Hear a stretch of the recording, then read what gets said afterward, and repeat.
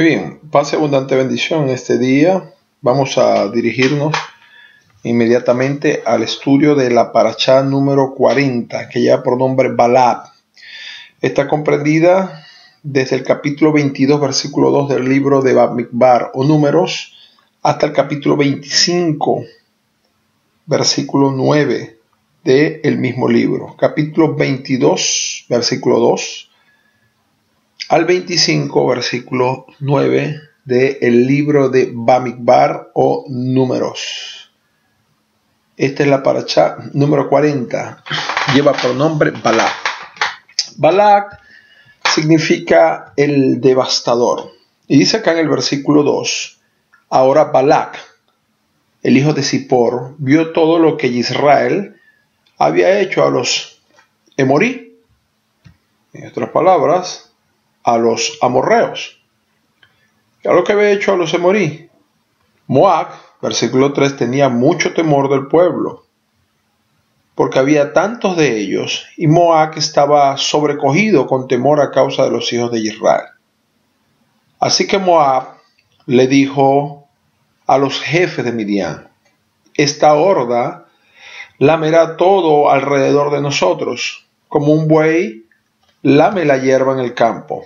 Balak, el hijo de Zippor, el rey de Moab, en ese tiempo envió mensajeros a Bilián, el hijo de Beor, a Petor junto al río Éufrates, en su tierra natal, para decirle: escucha, un pueblo ha salido de Mizraim, se ha esparcido por toda la tierra y se ha asentado junto a mí. Versículo 6. Por lo tanto, por favor, ven y maldice a este pueblo por mí, porque son más fuertes que yo. Quizá yo pueda golpearlos y echarlos de esta tierra, porque yo sé que a cualquiera que tú bendigas está de hecho bendecido, y cualquiera que tú maldigas está de hecho maldecido. Versículo 7. Los jefes de Moab y Midian se fueron tomando con ellos pago para adivinación y vinieron a Bilián y le hablaron las palabras de Balak. Balak el devastador. Estamos entonces ante un evento, o ante el evento en el cual Israel está acampado frente a las llanuras de Moab. Estamos hablando del lado este del río Jordán, frente o un costado, el costado oeste de la tierra de Israel, entre Moab y Jericó. A la mitad del recorrido estaba allí acampado el pueblo de Israel en su orden en torno al tabernáculo, tal cual como el Eterno lo había ordenado a Moshe. Y recordemos que la Escritura, la Torá, nos enseña que una de las provisiones que el Eterno le había entregado a los hijos de Israel, aún hasta el día de hoy, pero una de las provisiones que le entregó fue que él infundiría temor sobre sus enemigos. Fue conocido, se hizo notorio, los milagros que el Eterno le hizo cuando sacó a los hijos de Israel de Egipto, y a lo largo de la trayectoria del desierto y acercándose hacia la tierra prometida, Eretz Israel, que para aquel tiempo se llamaba Canaán. Recuerde no colocarle a ningún ministerio, Kehilá, congregación, iglesia, Canaán, porque Canaán significa libidinoso, lujurioso, caliente. Se llamaba tierra de Canaán, y la conquista de Canaán fue precisamente para cambiarle el nombre de libidinoso, de lujurioso, de caliente, de pervertido, a Israel, que es asociado con el Eterno, para convertir la tierra en el lugar de habitación de los hijos del pacto, para que se cumpliera así la promesa hecha a Abraham. Esta parashá es sumamente interesante. Y es sumamente interesante porque Yeshua, en una confrontación con los saduquín o los saduceos, cuando le tentaron preguntándole acerca en forma de parábola, acerca de la ley del ibum, del cuñado, de una mujer que murió y el hermano que quedó vivo se casó con ella y murió, y el hermano que quedó vivo se casó con ella y murió. En la resurrección de los muertos, ¿cuál de ellos o con cuál de ellos la mujer estaría casada. Yeshua les respondió: cometéis un error, ignorando las escrituras y el poder de Elohim. Entonces esta paracha es sumamente interesante porque nos permite centrarnos en este punto. No solo en conocer la escritura y la letra de la Torá, los escritos de los profetas, el pacto renovado, sino conocer la gebura de Elohim. El equilibrio perfecto está entre sumergirse en la palabra y sumergirse en la presencia del Espíritu del Eterno para experimentar y manifestar su poder. Es interesante que muchas veces cuando se leen los parashot o se estudia, se hace referencia a las grandezas del Eterno como un gran evento histórico, como un gran evento del poder de Elohim, el único y el soberano que gobierna y domina sobre los cielos y sobre la tierra, que hace conforme a su voluntad arriba en los cielos y abajo en la tierra, que domina en lo visible y en lo invisible, quien es eterno, fue, es y será por los siglos, es el mismo ayer, hoy y siempre, a quienes sirven todos los seres de la creación, millares y millares de ángeles, y la creación misma, y cuya gloria satura y gobierna los 7 cielos hasta llegar a la tierra. Y se habla de este Dios poderoso, pero en un contexto histórico. En otras palabras, creo que el Eterno hizo grandes obras en aquel tiempo, y creo que sigue siendo poderoso, pero no doblegamos nuestras vidas para experimentar el poder del Eterno en nuestro tiempo. Ahora, ya y ahora. Y de esta manera obviamos el poder de Elohim y nos quedamos con la letra. Un asunto que es sumamente peligroso porque tiende a convertirnos en racionalistas. Yeshua nos enseñó: dichosos los que no vieron y creyeron. Pero el sistema mundo ha acuñado un proverbio que dice: ver para creer. Esto es totalmente contrario al concepto de fe. ¿Por qué Yeshua dijo que dichosos los que no vieron y creyeron? Dichosos aquellos que no necesitan una prueba terrenal, no necesitan una prueba del funcionamiento de las realidades terrenales para creer lo que el Eterno ha de hacer.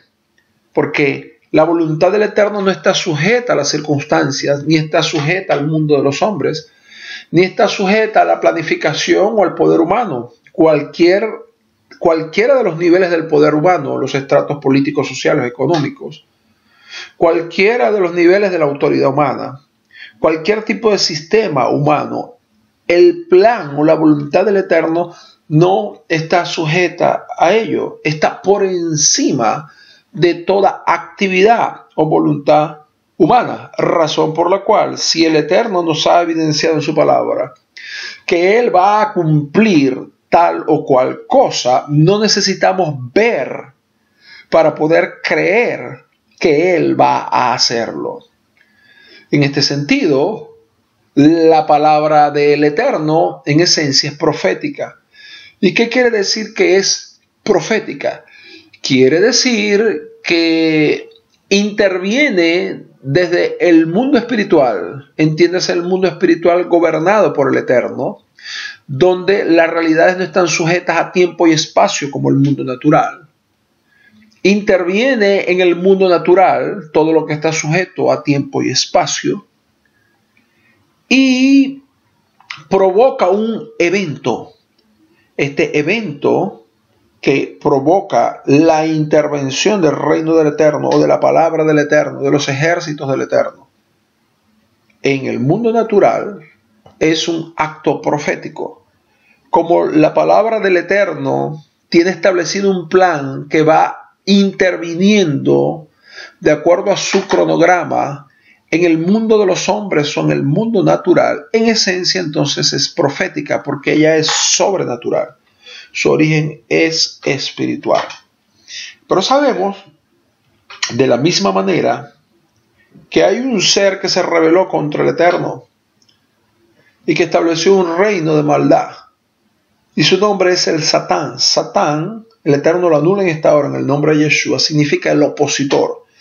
¿Por qué llamado el opositor? Porque usa todas sus capacidades que originalmente le fueron dadas por el Eterno. Era un querubín grande y protector, Isaías 14, Ezequiel 28. El poder que le fue conferido inicialmente por el Eterno se rebeló contra el Eterno y ahora usa esas capacidades y ese conocimiento para tratar de detener el plan del Eterno en la humanidad. Y cuando hablo tratar de detener, aclaro que no es que tenga el poder para detenerlo, sino que sí tiene el poder para anular la mente o el entendimiento, como dice 2 Corintios 4:4, de las personas que no reciben la palabra, para que el plan no penetre, no caiga en la tierra y produzca al 30, al 60 y al 100 por uno, como dice la parábola del sembrador de Mateo 13. Continuamente resiste a la voluntad del Eterno. ¿Y cómo lo hace? Bloqueando la mente de los incrédulos y tratando de sacar del medio a los escogidos, tratando de desanimarlos, de debilitarlos, de quitarlos del camino. Es la manera como busca detenerlo. Cuando estamos hablando de esto, entonces, comprendemos que estamos ante una confrontación, hay una batalla espiritual. Y precisamente de esto es que habla la Parashá Balak, de una gran batalla espiritual. Cuando las fuerzas del mal, dirigidas por el Hasatán, se levantan contra el pueblo del pacto, usando un instrumento humano para buscar mediante poderes maléficos, debilitar, romper las defensas espirituales y físicas de los israelitas para luego atacarlos físicamente mediante la guerra. Esa era la estrategia del enemigo y de esto es que nos habla la Parashá Balak. Esto fue así, es así y seguirá siendo así hasta que Yeshua regrese. Razón por la cual el apóstol Shaul, o el Sheliach Shaul, o el apóstol Pablo, nos describe, en otras palabras, pero se refiere al mismo evento, a la misma realidad, en el libro de Efesios, el capítulo 6, muy conocido y popularizado en el mundo protestante, dice versículo 12, pues no estamos peleando contra seres humanos, sino en contra de los gobernadores, autoridades y poderes cósmicos que gobiernan las tinieblas, contra las fuerzas espirituales de maldad en dominios celestiales. Así que cojan todo instrumento de guerra de Yahweh que el Eterno provee para cuando venga el día malo, puedan ser capaces de resistir y cuando la batalla esté ganada, todavía estén firmes. Fíjense qué interesante, que apóstol Shaul, no aislando su pensamiento y su teología, su entendimiento y la revelación del Eterno de la Torá, sino en conexión directa con la Torá, nos habla lo mismo que está ocurriendo en la Parashá Balak. Y es que la lucha del Sadik, del justo, la lucha de los hijos del pacto, de los hijos de Israel, es contra las huestes de tinieblas dirigidas por el maligno que pretenden a como de lugar detenernos. Es interesante que esta confrontación produce lo que apóstol Shaul llama en el versículo 13 el día malo. El día malo. O sea, esta batalla espiritual puede llegar a niveles tales que en un momento determinado todo se vuelva adverso, todo se vuelva terrible, todo se vuelva contrario. no veamos salida en ese momento, en ese instante, en ese periodo de tiempo. Veamos todas las cosas perdidas. Veamos que no hay solución. Sin embargo, sigue diciendo el versículo 13, así que cojan todo instrumento de guerra que Yahweh provee. ¿Para cuándo es el instrumento de guerra? ¿Para cuándo es la armadura de Elohim? Para cuando llegue el día malo, que viene como consecuencia de la confrontación con las tinieblas. ¿Y qué es lo que produce la armadura de Elohim? Que podamos ser capaces de resistir cuando venga ese día malo, hasta que la batalla esté ganada y permanezcamos y sigamos firmes. Qué poderosa la palabra del Eterno. Sea bendito su nombre. Así que esta palabra es para los que sirven al Eterno. Israel va, como lo sabemos, camino del desierto siguiendo la nube de la gloria. Por donde la nube de la gloria se dirigía, por allí los hijos de Israel avanzaban. Cuando el Eterno coloca su espíritu sobre tu vida y te hace un llamado, no importa por dónde estés pasando, lo importante es que vayas en la dirección de la gloria. Por esto el rey David dijo, aunque anduviera en el Salmo 23, Tehilim 23, en el valle de la sombra y de la muerte, no temeré mal alguno, porque tu vara y tu cayado, ellos me infunden aliento. No temeré mal alguno. ¿Por qué? Porque voy con el Eterno. No importa que haya un desierto a mi alrededor. No importa que vaya en el medio del valle de la sombra y de la muerte. No importa que no hayan higos en la higuera, ni haya uvas en la vid, ni haya vacas ni ovejas en las manadas. No importa cuál sea la circunstancia que me rodea. Lo importante es que yo vaya dirigido por la nube de la gloria. Que la gloria del Eterno siga reposando sobre mi vida. Porque la gloria es lo que imparte la vida, presente y eterna. Ni las vacas, ni las ovejas, ni las uvas, ni los higos, ni un valle frondoso, ni la tierra son los que me van a sostener. Me sostiene la nube de la gloria. Me sostiene la presencia del Eterno. Y Israel iba dirigido por la presencia del Eterno. A pesar de las situaciones que se dieron y que llevaron a esa generación de los hijos de Israel a perder la entrada a la tierra prometida, recordemos que la asamblea de los redimidos, el Israel de Elohim, la Kehilá, la congregación de los Kadoshim, de los santos, es un concepto corporativo, profético y transgeneracional. O sea, Israel seguía, la asamblea de los redimidos seguía existiendo, aunque algunos de sus integrantes se hubieran rebelado, hubieran fallado y quedaron en el desierto y no entraron a la tierra. Los hijos de Israel seguían y seguirán siendo hijos del pacto. La asamblea de los redimidos, la iglesia de los redimidos, se llama Israel. Está conformado por 12 tribus, 10 de las cuales están perdidas.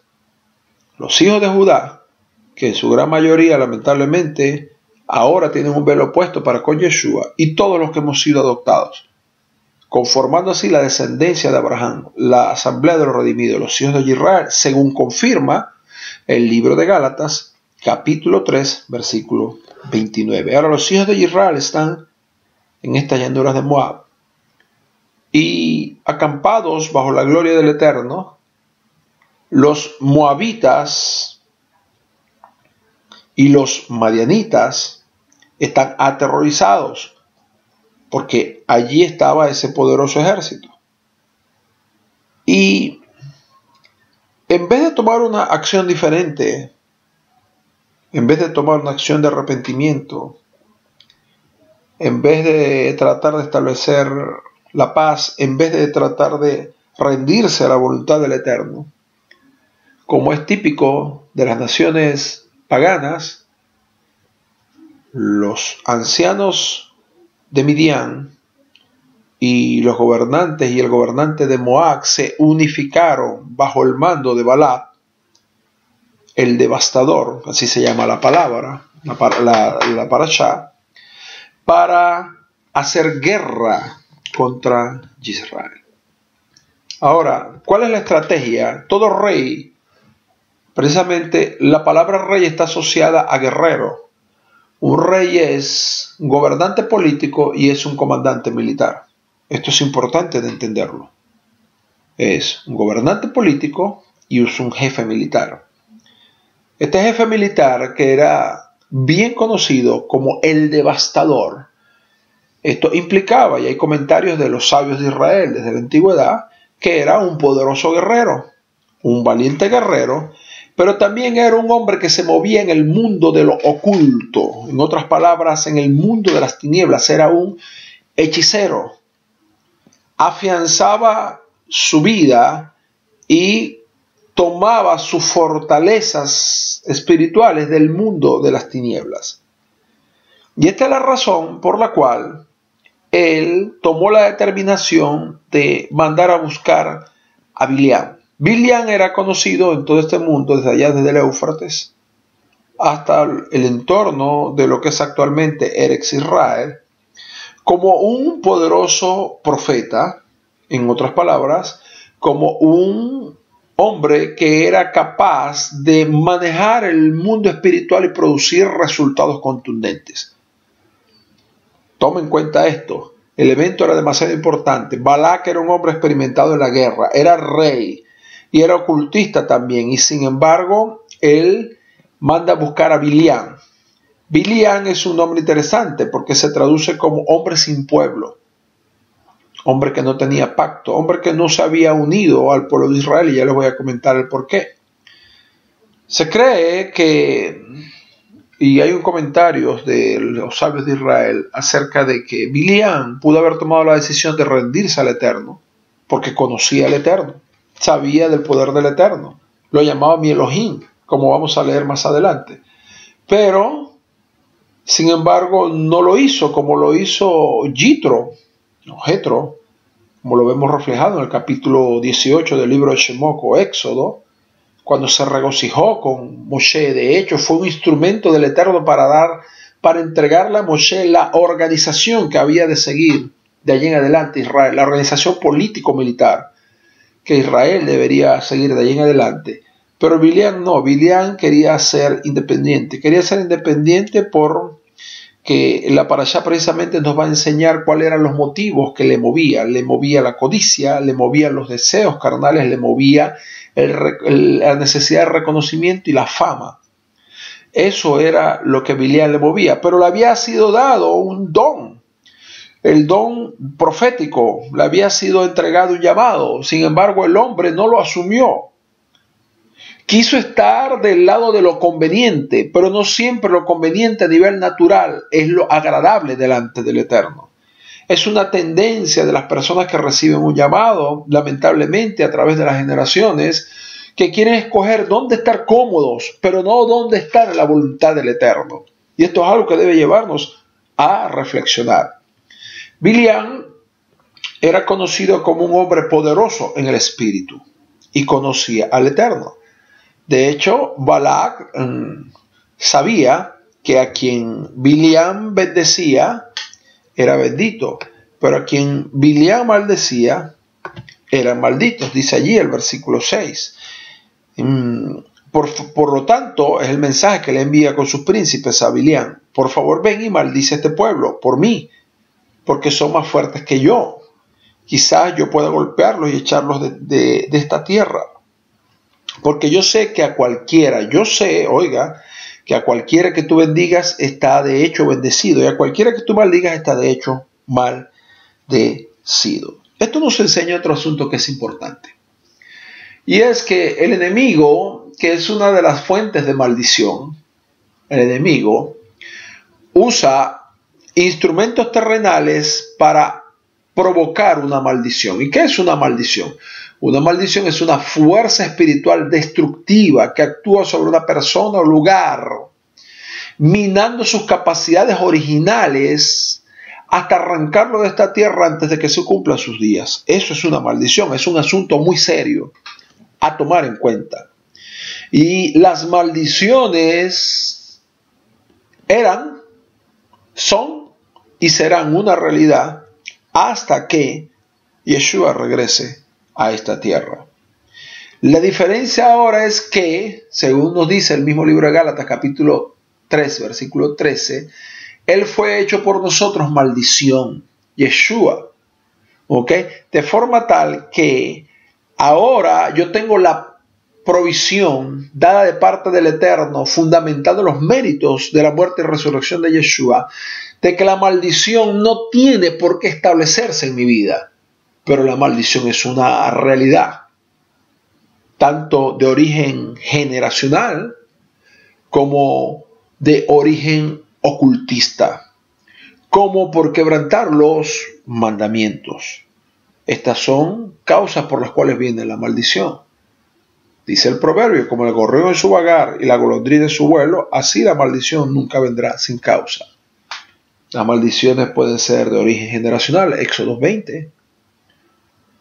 Puede venir, como lo estamos leyendo acá, por un instrumento del ocultismo, o puede venir por causa de la transgresión de los mandamientos. Transgredir el mandamiento es pecado, 1 Juan 3:4, y el proceso entre cometer el pecado y la muerte, Romanos 6:23, es un proceso de maldición. ¿Qué rompe el proceso de maldición? El proceso de maldición lo rompe el teshuvá, el arrepentimiento. ¿Y qué mantiene la maldición lejos? La santidad. ¿Y qué confronta cuando se levanta un instrumento de las tinieblas para establecer una maldición sobre una persona? La autoridad dada de parte del Eterno a un sádic, a una persona, a un justo que Él ha colocado para cumplir una misión. En este caso era Moshe quien comandaba a Israel. La nube de la gloria permanecía allí. Y había un hombre que era el encargado, el garante, a través de su conducta, de sus oraciones y de la administración que él hacía para el Eterno, de que la nube de la gloria estuviera establecida allí. Y mientras la nube de la gloria estuviera establecida allí, no había maldición que pudiera entrar a ese lugar. Es la razón por la cual, lo vimos en los parashot anteriores, era muy importante que el campamento estuviera limpio, no hubiese nadie contaminado. Lo vimos lo leímos en las cenizas, lo vemos en las cenizas de la vaca roja, que eran aguas para la purificación. Cuando una persona se contaminaba, tenía que permanecer fuera del campamento 7 días y purificarse en el tercero y en el séptimo día, para reintegrarse al campamento de Israel, que es santo, un lugar donde no habita la maldición, porque donde está el Espíritu del Eterno, allí hay libertad. Entonces, es enviado a buscar Biliam para que maldiga al pueblo de Israel, y en dos ocasiones los príncipes fueron, una primera ocasión fueron y no pudieron convencer a Biliam, porque Biliam fue a orar. ¿Okay? Mire, fíjense esto, versículo 7, los jefes de Moab y Midian se fueron tomando con ellos pago para adivinación y vinieron a Biliam y le hablaron las palabras de Balac. Balac les respondió, él les dijo a ellos, quédense aquí esta noche y yo traeré cualquier respuesta que el Eterno me dé. Así que los príncipes de Moab se quedaron con Biliam. Versículo 9, Elohim vino a Biliam y le dijo a él, ¿quiénes son estos hombres contigo? Biliam le dijo, Elohim. Hubo una conversación impresionante. Balac, el hijo de Zippor, rey de Moab, me ha enviado este mensaje. El pueblo que salió de Michrayim se ha esparcido por la tierra y ha acampado cerca de mí. Ahora ven y maldícelos por mí. Quizás yo podré pelear contra ellos y echarlos de tierra. Ahora, aquí comienzan los problemas de Biliam. El versículo 12, Elohim respondió a Biliam, tú no irás con ellos, no maldecirás al pueblo porque ellos están bendecidos. Y es una palabra para nosotros, ellos están bendecidos. Pero, oiga bien esto, es bien importante, porque alguien puede sacar esto del contexto y decir, pero bueno, ahí dice estamos bendecidos y estamos bendecidos, tenemos que estar bendecidos. Eso quiere decir que tenemos que tener un avión, palacios, etcétera. No hay problema con que tú tengas todo eso. Pero tomemos en cuenta algo, que bendecidos quería decir que tenían mansiones y todas estas cosas que vendrían en algún momento determinado. al entrar a la tierra prometida. Usted lee Deuteronomio capítulo 8, de Barín 8, y habla de todas las posesiones que habían de heredar, y dice que tuvieran cuidado cuando se multiplicaran sus riquezas. Versículo 18, acuérdate del eterno Elohim, que Él es quien te da la capacidad para producir riqueza, quien provee todo es Él. Pero en este momento en que el Eterno dice que Israel está bendecido, Israel está en el desierto, no tienen casas de ladrillos, ni de piedras, ni de algún tipo de material de construcción de la época. No tienen palacios, no tienen arquitectura, ni calles, ni tienen corrales, ni tienen viñedos, no tienen nada de eso. Estaban en el desierto. Sin embargo, el Eterno le dice a Bilián: no los maldecirás, porque ellos están bendecidos. Están bendecidos en el desierto. ¿Por qué estaban bendecidos en el desierto? Porque el origen de la bendición no son los bienes materiales. Los bienes materiales vienen como una consecuencia, los provee el Eterno. El origen de la bendición de los israelitas estaba en que ellos estaban amarrados a un pacto. Y la gloria del Eterno era una evidencia de que ellos eran hijos del pacto. Por eso el Eterno les dice: ellos están bendecidos en el desierto, pero estaban bendecidos. Entonces la bendición del Eterno, ese concepto moderno, místico de la nueva era, infiltrado en el protestantismo moderno, infiltrado desde en el judaísmo, tanto ortodoxo como mesiánico, a través de la cábala, a través de misticismos. Concepto de bendición debe revisarse con fundamento en la Torah. Están bendecidos y estaban en el desierto, pero estaban bendecidos porque tenían el Eterno. Si no tiene el Eterno, está bendecido. Y si no tiene el Eterno, así tengas muchas posesiones, está en maldición, porque no tiene el Eterno. Está maldito. Hay una maldición que vino como consecuencia del pecado original, y que es una consecuencia también de estar de espaldas a la palabra, a la Torah del Eterno. No tener la presencia del Eterno es estar en maldición. Así la persona tenga muchos bienes terrenales. Pero aquí vienen los problemas de Bilián, como hablábamos. ¿Por qué? Porque Bilián no debió haber ido ni a preguntar siquiera al Eterno si él podía ir a maldecir a su pueblo. Es como ir a preguntar al esposo de una mujer si se puede ir y golpear a la mujer, o si puede ir a golpear a sus hijos. Es una total locura. Porque Bilián comete la desfachatez de ir a preguntar al Eterno si podía maldecir a aquellos a quien él protegía, porque Bilián estaba tratando de manipular el mundo espiritual y tratando de manipular al Eterno. Óigame bien, tratando.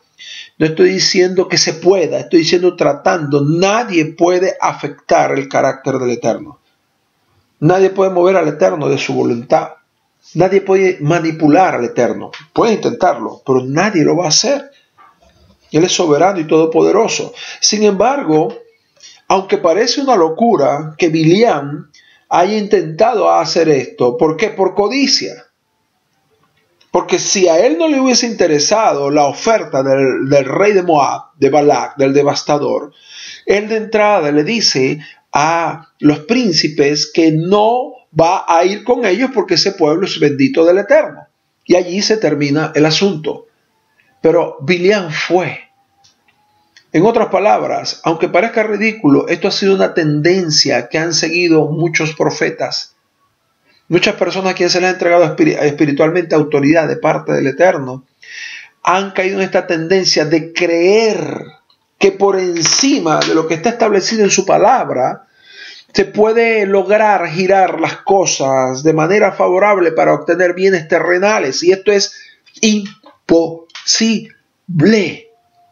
Es meterse en un grave problema. Es correr el riesgo grave de caer del reino de Elohim al reino de las tinieblas, de caer de la santidad, de caer de la luz en la oscuridad, de caer del reino de Elohim, de caer de la profecía y de la palabra, caer en la hechicería. Y esto fue lo que ocurrió con Bilián. Sin embargo, Bilián vino a los príncipes que habían sido enviados por el rey de Moab. Y les habló, le dijo, Biliam, versículo 10, dijo Elohim, Balac, el hijo de Zippor, le narró todo esto. En el versículo 12, Elohim respondió a Biliam, tú no irás con ellos, no maldecirás al pueblo porque están benditos. Versículo 13, Biliam se levantó de mañana y le dijo a los príncipes de Balac, regresen rápidamente a su señor porque el Eterno rehúsa, Yahweh rehúsa darme permiso para ir con ustedes. Ellos fueron con el mensaje, versículo 14. Y el versículo 15, Balac volvió a enviar príncipes de mayor rango. Versículo 16, ellos fueron a Biliam y le dijeron a él, aquí está lo que Balac, el hijo de Zippor, dice. Por favor, no dejes que nada te detenga de venir a mí. Yo te recompensaré muy bien. Versículo 18, respondió Biliam a los sirvientes de Balac, aun si Balac me fuera a dar un palacio lleno de oro y plata, yo no puedo ir por encima de la palabra que del Eterno mi Elohim para hacer nada grande o pequeño, en mi mente. Ahora por favor tú también quédate aquí esta noche, ¿ves? Al principio dice algo que parece correcto. De hecho dijo algo que era correcto. Pero el versículo 19 con sus actos hizo todo lo contrario a lo que había dicho. ¿Por qué? Porque tenía que despedirlo. Sin embargo, quédense aquí esta noche para poder averiguar qué otra cosa Yahweh me dirá. En otras palabras, a ver si se decide a darme permiso para maldecirlo. En el versículo 20, Elohim vino a Biliam durante la noche y le dijo a él, si los hombres han venido a llamarte, levántate y ve con ellos. Pero haz solo lo que yo te diga. Aquí se cumple también un principio extraído de la Torá, de que cuando un hombre persiste en hacer algo que el Eterno no le ha dicho que no haga y persiste en ello, el Eterno le permite que lo haga. Pero esto trae consecuencias. Versículo 21, Biliam se levantó en la mañana y siguió su asno y se fue con los príncipes de Moab. Versículo 22, pero la ira de Elohim se encendió porque él fue. Aunque parece una contradicción, en realidad lo que el Eterno le molesta no es que haya ido, porque él mismo le dijo, sino los motivos que habían en el corazón de Biliam. Y envió su ángel, ¿okay? Y el ángel se le colocó en el camino. En el versículo 23, el asna vio al Malak, al ángel de Yahweh, que no es Yeshua preencarnado, y esto lo reiteramos. Recuerde que ese concepto de la teofanía es un concepto pagano, es un ángel asignado. Y no siempre es el mismo ángel, es un ángel asignado con autoridad dada de parte del Eterno para cumplir una misión, y habla de parte del Eterno como si el Eterno mismo estuviera allí. Vio al Malak de Yahweh parado en el camino con la espada desenfundada de la mano, así que el asna se volvió del camino hacia el campo. El asna vio y Biliam no vio. Que nos enseña el Eterno allí, que cuando el hombre es ganado por la codicia y por el deseo de reconocimiento y por las pasiones internas carnales, su entendimiento profético se anula. En este caso, el animal tuvo más sensibilidad espiritual que el supuesto profeta. Hay que tener cuidado con estas cosas porque es anulada la capacidad espiritual de nuestras vidas cuando somos carnales, cuando somos codiciosos, cuando le permitimos a las pasiones que se apoderen de nosotros, cuando estamos movidos por motivos particularizados. Versículo 25, el asna vio el Malak de Yahweh y lo empujó contra la pared, machacando el pie de Biliam. Versículo 26, el Malak de Yahweh se movió hacia adelante y se paró en un lugar tan estrecho que no había espacio para moverse ni a derecha ni a izquierda. Versículo 27, el asna se echó abajo. O sea, el asna se tiró al piso, lo cual enfureció a Biliam. Versículo 28, y no solo lo tiró, se enfureció a Biliam, sino que la golpeó. Y el versículo 28, el Eterno hace que produce que la asna hable. Y le dice, más golpeado hasta 3 veces. Versículo 29, todavía Biliam, viendo lo que estaba pasado y enceguecido por la codicia y por el deseo de reconocimiento, el príncipe me está llamando, los príncipes están allí, yo soy el personaje central del asunto. Enceguecido, todavía el asna hablando, no reflexiona, se detiene y dice, ¿qué pasa? Mira el cielo y pregunta, Eterno, ¿qué pasa? Hay que comprender que cuando hay cosas que no están funcionando al momento o hay cosas anormales que ocurren, el Eterno nos está enviando mensajes, hay que revisar. Versículo 30. El asna dijo a Bilián, yo soy tu asna y me has montado toda tu vida, correcto, y te he tratado alguna vez como esta. No, él admitió. Entonces Yahweh abrió los ojos de Bilián. ¿Por qué? Porque estaban cerrados. Para que pudiera ver el Malak de Yahweh, el Malak del Eterno, parado en el camino con la espada desenvainada de la mano. Y él inclinó su cabeza y cayó de bruces. El Malak del Eterno le dijo a él, ¿por qué le pegaste a tu asna? Le habló. El versículo 33, el asna me vio y se volvió a un lado hasta 3 veces. Ciertamente, si ella no te hubiese apartado de mí, yo te hubiera matado y ella lo hubiese dejado con vida.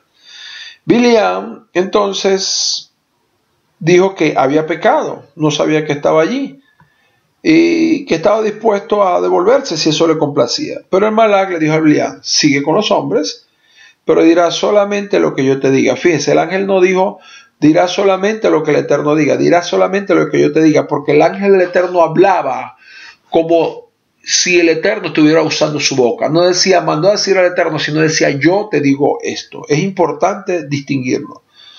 Así que Bilián siguió con los príncipes de Balac. En conclusión, en el versículo 36, cuando Balac oyó que Bilián había venido, salió para recibirlo en la ciudad de Moab, en la frontera de Arnón, en los extremos más alejados de su territorio. Entonces, Balac le dice que lo había mandado a llamar. Bilián le responde en el versículo 38, ya he venido a ti, pero yo no tengo ningún poder en mí mismo para decir nada. La palabra que lo imponga en mi boca, eso es lo que diré.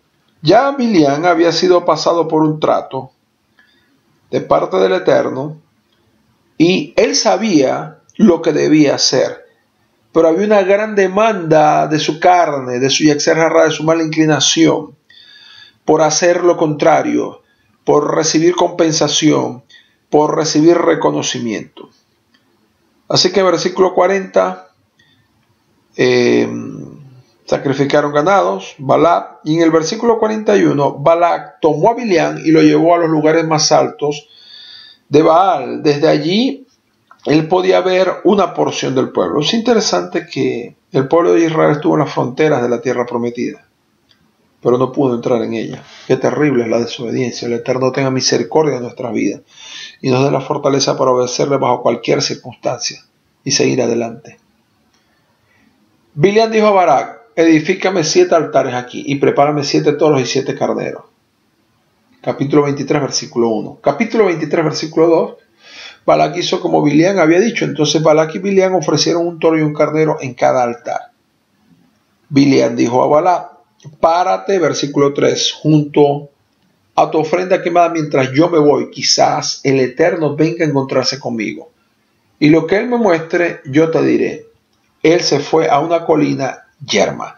Ahora, si hay algo que Bilián sabía, y es que para obtener revelación de parte del Eterno y para tener el privilegio de poder profetizar, lo cual es un gran privilegio, debe pagarse un precio alto. Es la razón por la que él edificó 7 altares y sacrificó 14 animales en estos altares. No estamos hablando de que una ofrenda metálica va a mover al Eterno. Estamos hablando del sacrificio de la persona que quiere ser usada. Podemos ser usados por el Eterno sin oración. Podemos ser usados por el Eterno sin estudio. Podemos ser usados por el Eterno sin apartarnos para Él. Podemos ser usados para el Eterno sin ayuno. Podemos ser usados por el Eterno estando apartados del Eterno.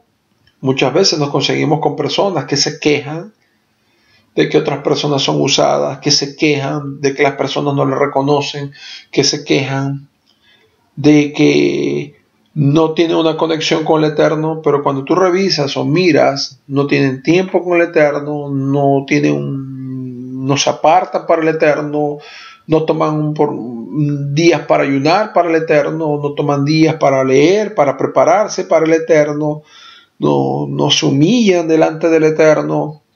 ¿Cómo el Eterno puede manifestarse en un instrumento o sobre un altar donde no hay sacrificio, donde no se percibe el olor del sacrificio?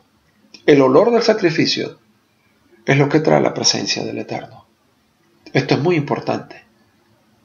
Nuestro sacrificio, nuestras vidas en sacrificio son las que traen la presencia del Eterno. Nos da el Eterno la capacidad para hacer lo correcto, pagar el precio y seguir adelante, y ser dignos para ser instrumentos de Él en este tiempo. Elohim se encontró con Bilián, quien Bilián le dijo, yo te preparé 7 altares y te ofrecí un toro y un cordero a cada altar. Entonces Yahweh puso una palabra en la boca de Bilián. Le dijo, vete de vuelta a Balac y habla con ellos lo que yo te diga. Fue de vuelta a él y parado junto a la ofrenda quemada, él con todos sus príncipes de Moab, hizo este pronunciamiento, versículo 7. Balac, el rey de Moab, me trae desde Arán, allá la tierra de los arameos, junto al Éufrates, desde las colinas del este, diciendo, ven, maldíceme a Jacob por mí, ven y denuncia a Israel. Aquí vienen las profecías de Bilián. Versículo 8, ¿cómo puedo yo maldecir a aquellos que Elohim no ha maldecido? ¿Cómo voy a condenar a aquellos que Yahweh no ha condenado? Desde la cumbre de la roca yo los veo, desde las colinas yo los contemplo. Sí, un pueblo que habita solo y no será reconocida como una de las naciones. ¿Por qué? Hago un paréntesis acá. Porque Israel no está contado con las naciones, es un pueblo separado, los escogidos del Eterno. Versículo 10. ¿Quién ha calculado exactamente la descendencia de Jacob? ¿O quién enumerará la 4ª parte de Israel? No se puede. ¿Sabe qué? Es incontable la descendencia de Israel al día de hoy. Recuerda que hay 10 tribus perdidas. 10 tribus perdidas. Que están mezcladas con las naciones de la tierra. Es imposible contar los descendientes de Israel. Los hijos de Judá son cerca de 8 millones en el planeta Tierra, sin contar los asimilados. Pero la totalidad de Israel no puede ser contado. Es una profecía en cumplimiento. Versículo 11. Balac dijo a Bilián, ¿qué me has hecho? Para maldecir a mis enemigos es la razón por la que te he traído aquí.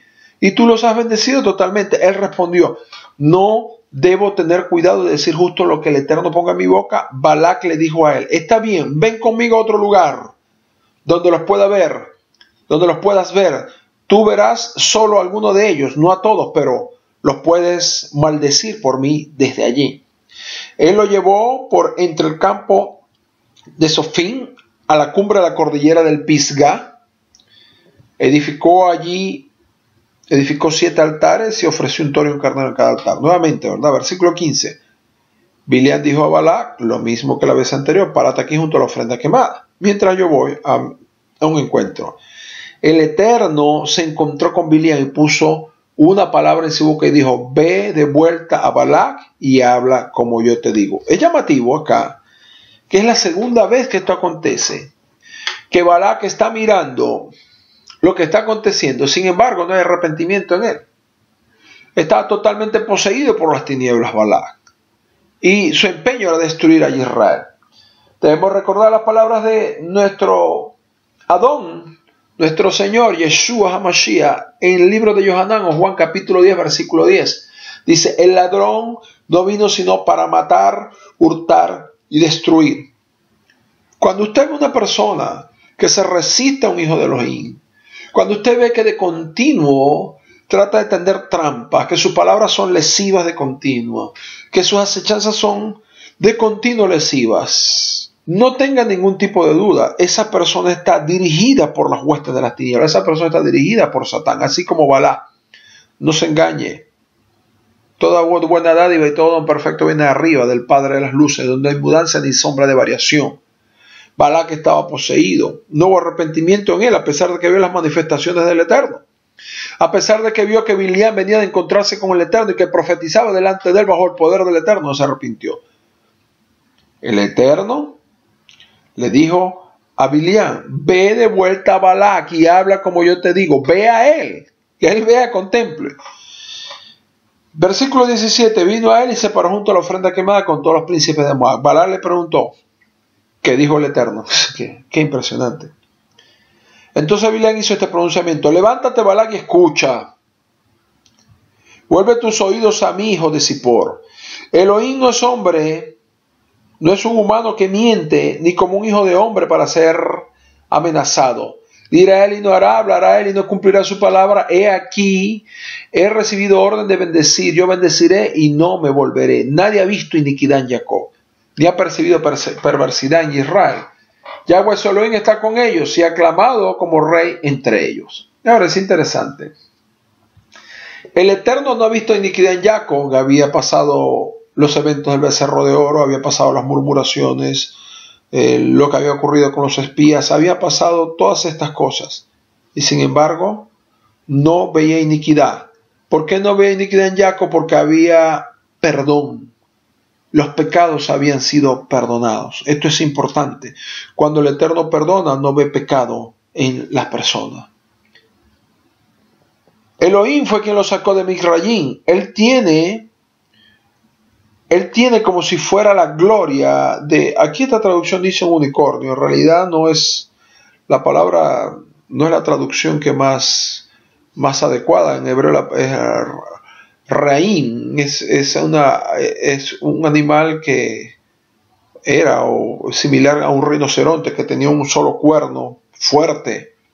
Por eso lo compara, usa esta traducción la palabra unicornio, pero no es lo correcto. Hay otras traducciones que dicen como cuernos de búfalo, pero en hebreo esa es la palabra ren o reín, ¿okay? Que es un animal de un solo cuerno, como el rinoceronte, fuerte.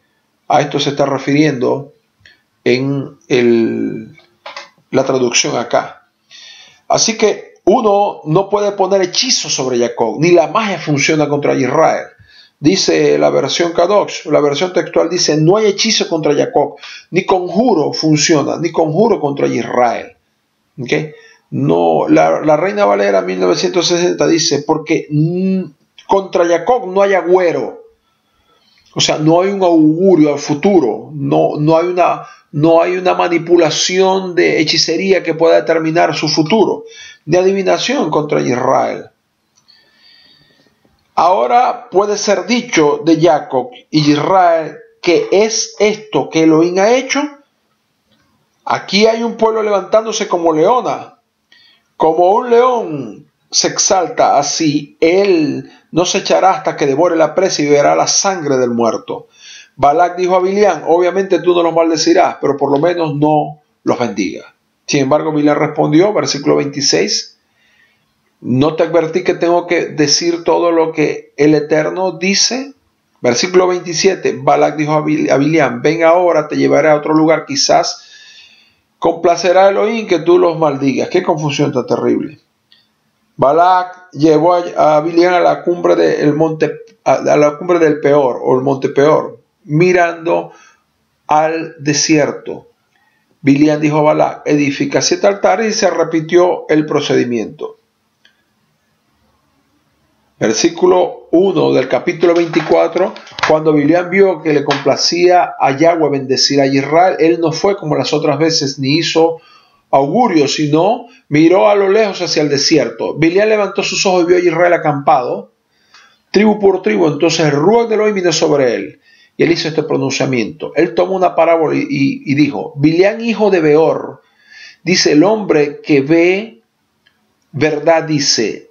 Él dice: quien oye los oráculos, él dice, quien oye los oráculos del Shaddai, que vio una visión de Elohim mientras dormía, sus ojos fueron abiertos. De aquí surge una de las oraciones que se hacen en el pueblo de Israel. Dice: qué bellas es tu habitación, oh Jacob, y tus tiendas, oh Israel.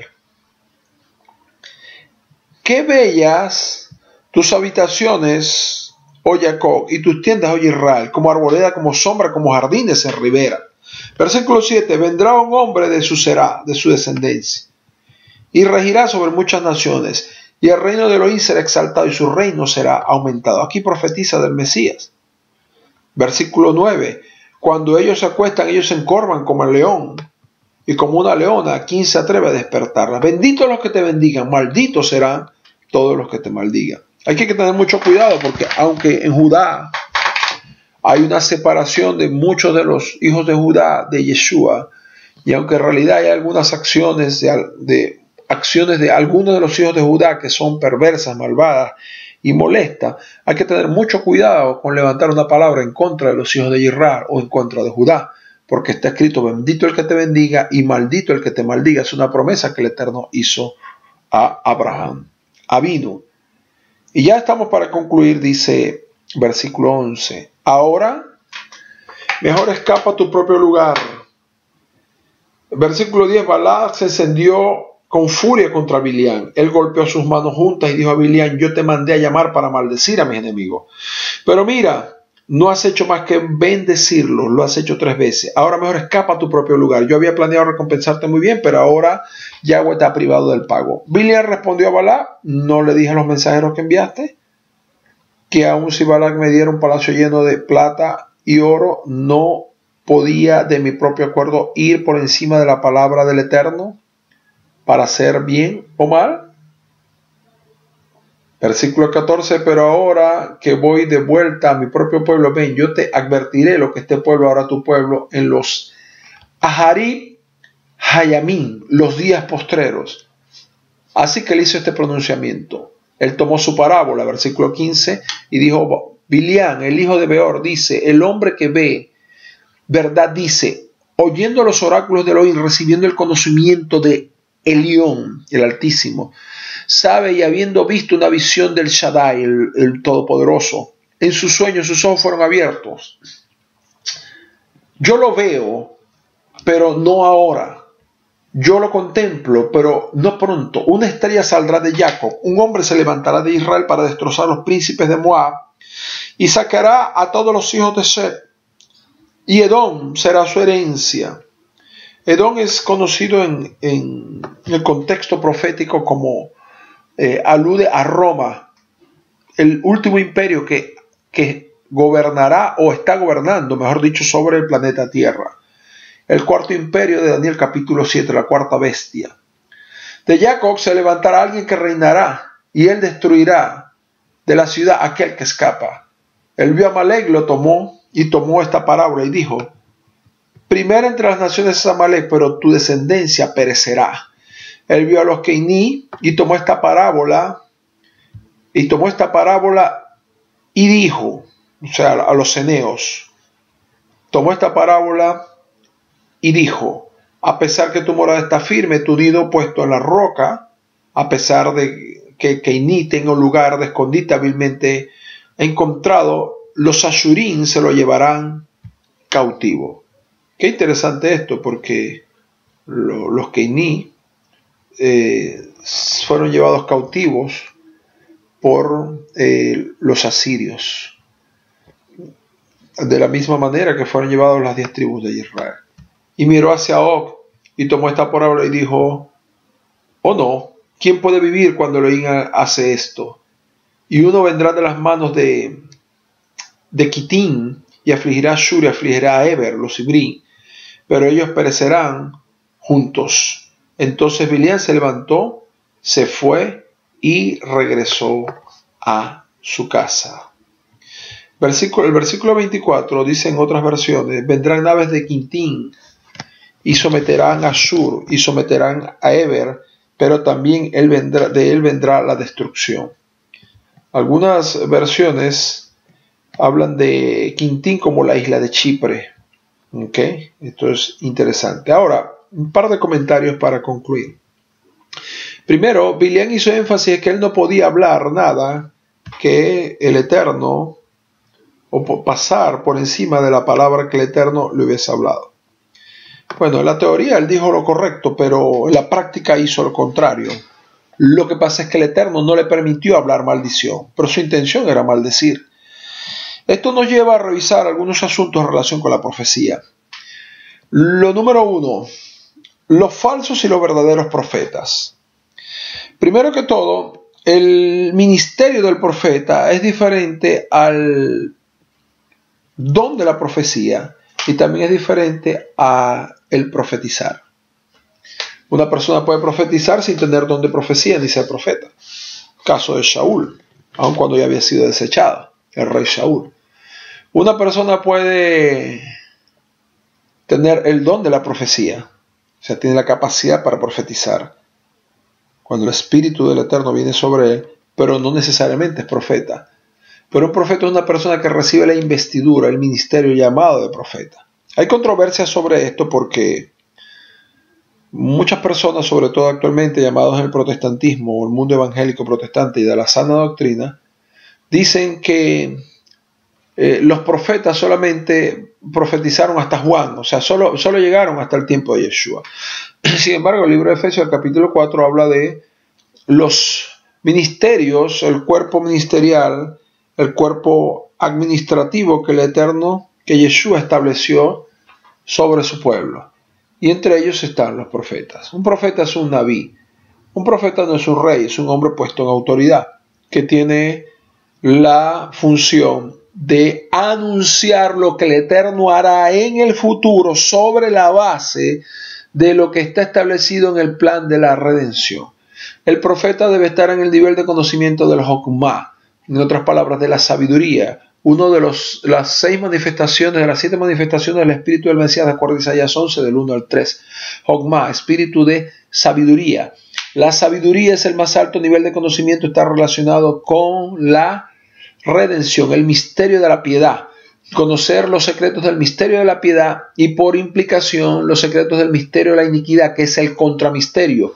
Es el misterio contra redención, dicho en términos más adecuados. Antirredención es el misterio de la manifestación final del anti-Mashiach y es el misterio que habla acerca de la manifestación del reino de las tinieblas de generación en generación y cómo se ha estructurado para levantarse al final. Lo vemos en Apocalipsis. En el libro de Apocalipsis vemos la manifestación final del misterio de la iniquidad y vemos el triunfo final, vemos el triunfo definitivo del misterio de la piedad. El profeta conoce y entiende los detalles dados de parte del Eterno de estos misterios. ¿Para qué? Para anunciarlos, para que los hijos del Eterno sepan cómo actuar de generación en generación. En cada generación ellos deben saber cómo actuar. Un ejemplo, Joseph en Egipto, un profeta, también puede dudar que Joseph era un profeta, entendió el sueño del faraón, le reveló el sueño al faraón, le habló de lo que había de acontecer, pero también le dijo lo que había que hacer. Eso es un profeta.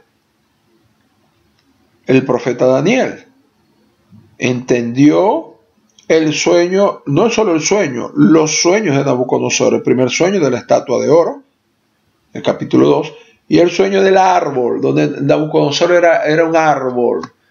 ¿Y qué le dijo a Nabucodonosor? Le dijo, oh rey, este gran árbol eres tú. He aquí mi consejo para el rey, busque redimir sus pecados, venir a arrepentimiento, para que no lo alcance lo que el Eterno ha decretado. En otras palabras, el profeta no solo conoce el misterio de la redención, conoce el comportamiento del misterio de la iniquidad en cada tiempo, conoce los tiempos proféticos, pero también conoce lo que se debe hacer de parte del Eterno en cada tiempo profético.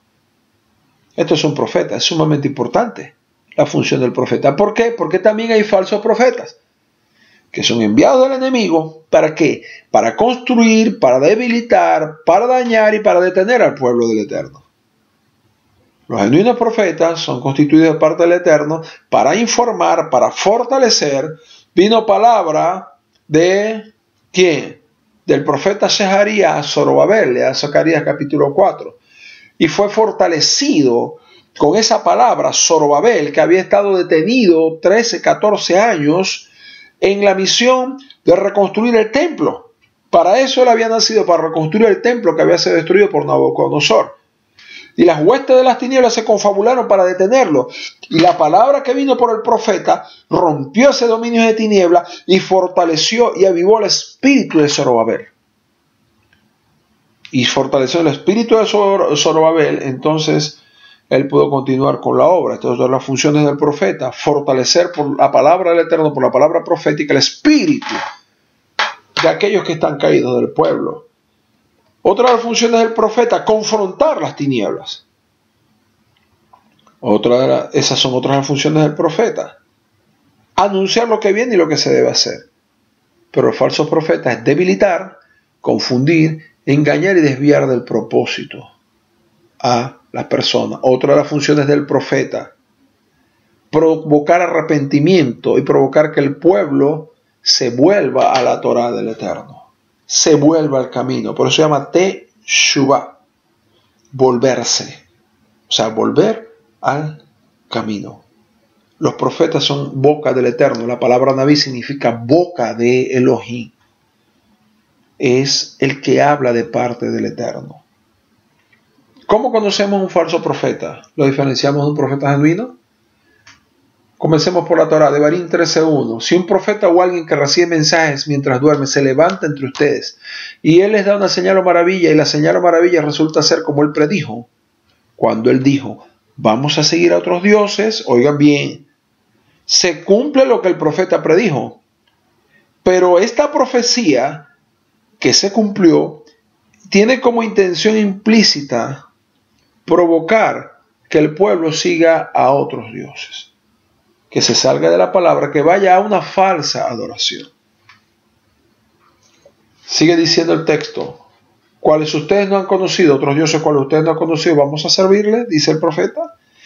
Ustedes no escuchen, versículo 3, lo que ese profeta soñador dice, porque el Eterno su Elohim los está probando para averiguar si ustedes en verdad aman a Yahweh su Elohim con todo su corazón y todo su ser. Pongámoslo en perspectiva. Se levanta un profeta que recibe revelaciones y hace una señal o maravilla, es un milagro, y profetiza. Y la profecía se cumple sobre algo que él dijo, se cumple. Pero induce al pueblo con estos actos a salirse de la adoración genuina al Eterno, es un falso profeta. Un profeta que aunque haga señales y milagros y sus profecías se cumplan, pero que lleve al pueblo a una falsa adoración, es un falso profeta.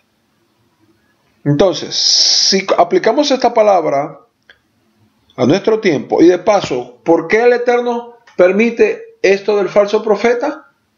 Para probar a su pueblo, a ver si el pueblo ama al Eterno o sencillamente va tras las señales.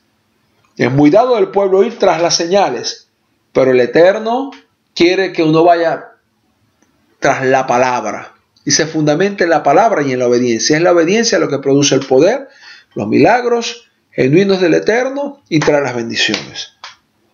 Apliquemos esta palabra a nuestro tiempo. Se levanta un hombre, de muchos que se han levantado, hace campañas de milagros, profetiza en las campañas, opera en dones, pero luego se va al funeral de un papa y dice que este papa que murió recientemente es uno de los más grandes hombres de Dios que lo ha inspirado en su vida y que puede sentir la presencia de Dios en pleno Vaticano. Si aplicamos la palabra de Deuteronomio 13 del 1 al 3, este hombre es un falso profeta de manera indudable, porque la Escritura enseña que el papado es la cumbre de la idolatría en el planeta Tierra, de la abominación. De hecho, la palabra Vaticanum del latín significa el lugar de la adivinación. Entonces, no podemos creer ni los milagros, ni las señales, ni la profecía de este hombre, porque está llevando al pueblo a una falsa adoración. Es un falso profeta. Mateo 24:11 nos alerta de que se levantarían muchos falsos profetas al final de los tiempos, y serán levantados muchos falsos profetas y engañarán a muchos. Y se levantarán falsos profetas porque también habrá genuinos profetas. Eso es lógico. Si no, Yeshua no diría falsos profetas, teniendo que hacer diferencia entre los genuinos y los falsos, sino que diría, si el llamado y el ministerio del profeta no fuera aprobado por el Eterno, fuera algo malo, Yeshua diría, se levantarán profetas, como si fuera algo malo. No, Yeshua dijo, se levantarán falsos profetas, porque si hay genuinos profetas. Marcos 13:22, porque se levantarán falsos mesías, falsos profetas, y darán señales y prodigios, a fin de extraviar, aun si fuera posible, ¿a quién? A los escogidos. Serán engañados, razón por la cual el hilo que diferencia a un falso profeta de un genuino profeta es muy delicado. A la vista no es fácil de identificar, pero la palabra es fácil de identificar. Hay que pedirle al Eterno discernimiento. Otro punto, Bilián reconoció que la fuente de la profecía no provenía del mismo, que tenía que ser el Eterno. Sin embargo, hizo todo lo contrario. Segunda de Pedro 1:20 dice, 1:21 dice, pues nunca una profecía ha venido por voluntad humana. Por el contrario, personas movidas por el Ruach HaKodesh, el Espíritu del Eterno, hablaron el mensaje de Yahweh. Una profecía, la fuente de la profecía es el Espíritu del Eterno. Pero la fuente de la falsa profecía son los espíritus de las tinieblas. Esto es importante saber diferenciarlo. Sin embargo, Bilián en ese momento profetizó por el Espíritu del Eterno. Ahora, ¿cómo hacemos para conocer, aparte de las características que dimos anteriormente, a los falsos profetas de los profetas malvados? Dice Yeshua, tengan cuidado, Mateo 7:15, con los falsos profetas. Ellos vienen a ustedes vestidos de oveja, pero por dentro son lobos hambrientos. Por sus frutos los reconocerán. ¿Puede la gente recoger uvas de los espinos o higos de los cardos? Y para concluir, hay que tener mucho cuidado, porque el tratar de manipular el mundo espiritual a mi favor para obtener beneficios es delicado. Se puede incurrir en la hechicería. Proverbios 15:8. Abominación. La palabra abominación está relacionada con lo que desagrada al Eterno y está relacionada con idolatría. La idolatría es abominación. Cosas que producen abominación están en el mismo estatus de pecado que la idolatría. Abominación, la sodomía es abominación también. Abominación al Eterno es el sacrificio de los rashaim, de los malvados, de los impíos. ¿Quién es un rashaim? Una persona que viola, se mantiene violando la Torá. Pero la oración de los sadiquín, de los justos, es su deleite. Una persona que busca manipular el mundo espiritual a su favor, aún usando la palabra del Eterno, está incurriendo en Kazán, en hechicería, y esto trae consecuencias muy, pero muy delicadas. Hay un comentario para finalizar. De el capítulo 25, versículo 1 al versículo 9, donde termina la parashá, vemos que, dice versículo 1, Israel se quedó en Shittim, y allí el pueblo comenzó a prostituirse con las hijas de Moab. Estas mujeres invitaron al pueblo a los sacrificios de sus dioses, donde el pueblo comió y se inclinó a sus dioses. Con Israel, así unido a Baal Peor, la furia de Elohim se encendió contra Israel. Yahweh ordenó a Moshe: toma a los príncipes del pueblo y ahórcalos mirando al sol, o sea, mirando hacia el este. No se confunda que era por el sol, es por de donde sale el sol, hacia el este. Delante del Eterno, para que la furia de Yahweh se aplaque. Se vuelva de Israel. Moshe dijo a los jueces de Israel: cada uno de ustedes pondrá muerte a aquellos en su tribu que se han unido a Baal Peor. En otras palabras, que pecaron cometiendo fornicación y adulterio y se inclinaron a adorar a este abominable ídolo de Baal Peor, cuya es repugnante los reportes que hay de los sistemas de adoración que había este falso ídolo. Asqueroso totalmente, no quiero ni referirlo. Justo entonces, a la vista de Moshe y toda la congregación de los hijos de Israel, mientras ellos estaban llorando a la entrada del tabernáculo de testimonio, un hombre de los hijos de Israel vino por allí trayendo a su familia una mujer de Midian, una madianita.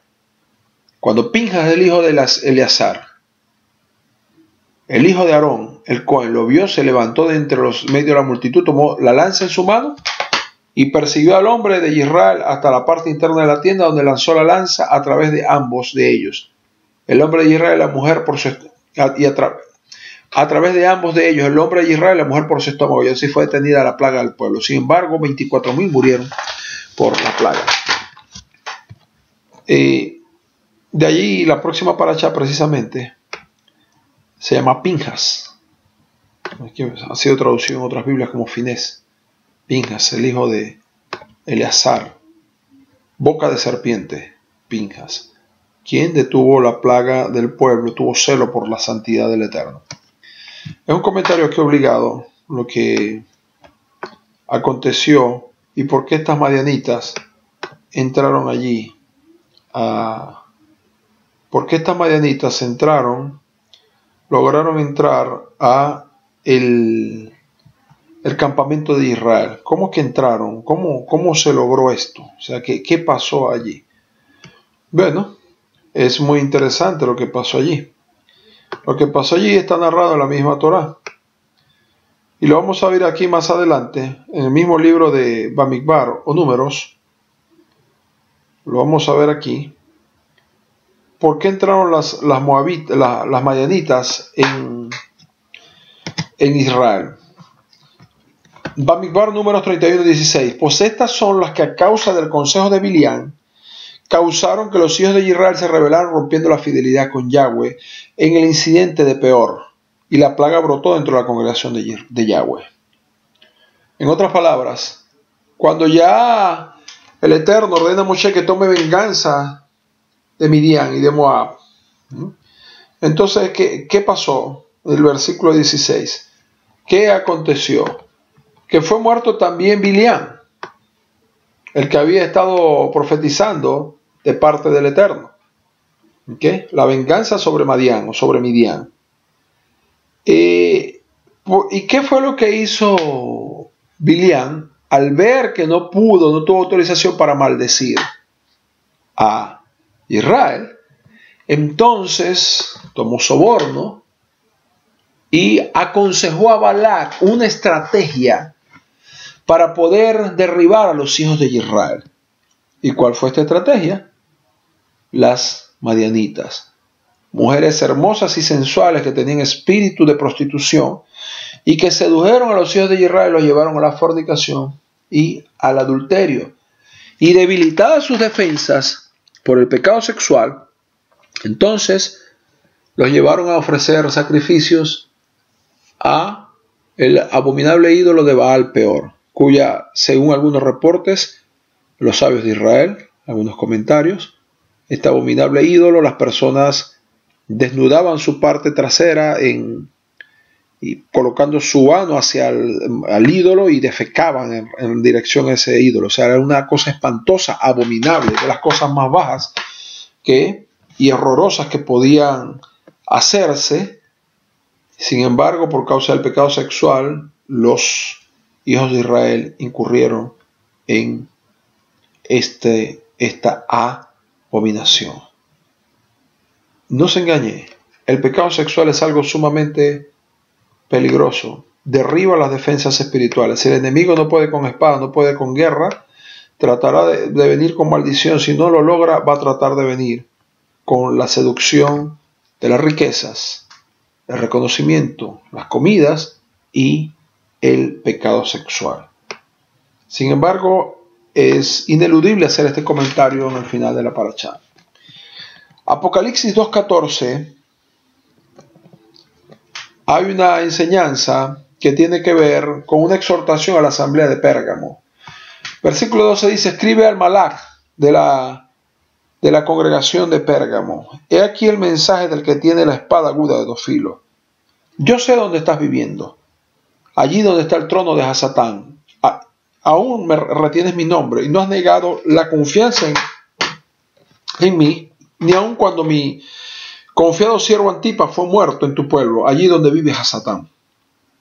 Era un pueblo satánico, Pérgamo. De hecho, allí se acuñaron los misterios y se resguardaron los misterios babilónicos con la caída del imperio neobabilónico, y pasaron luego a los etruscos y a los romanos.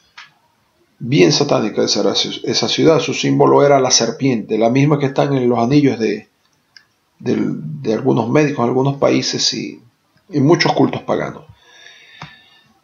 A pesar de que habían hombres fieles en la asamblea en Pérgamo, dice versículo 14, no obstante tengo unas pocas cosas contra ti.